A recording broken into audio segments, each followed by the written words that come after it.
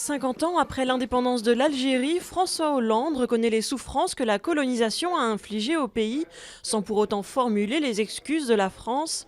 Un discours devant le Parlement algérien au deuxième et dernier jour de sa visite d'État. Le président a également promis de mieux accueillir les Algériens qui demandent des visas pour se rendre en France. 15 ans de prison, le verdict est tombé pour Dieter Krombach, condamné en appel pour la mort de la jeune Kalinka en 1982.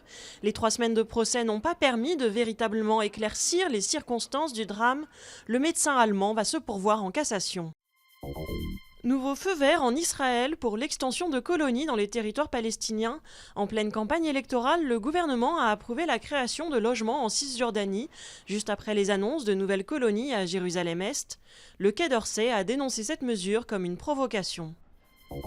Le PSG évite le pire. Les tirages au sort pour les 8e de finale de la Ligue des Champions ont eu lieu et le club parisien affrontera les Espagnols de Valence en février et mars prochain. Le match phare sera le choc entre le Real de Madrid et Manchester United. Le Milan AC jouera face à Barcelone. Et si la fin du monde avait lieu le 21 décembre? La prophétie tirée du calendrier Maya peut faire sourire, mais au Mexique, les touristes ont afflué pour être aux premières loges. En France, dans le petit village de Bugarach dans l'Aude, censé être épargné par le terrible cataclysme, journalistes et gendarmes sont finalement plus nombreux que les illuminés venus y trouver refuge.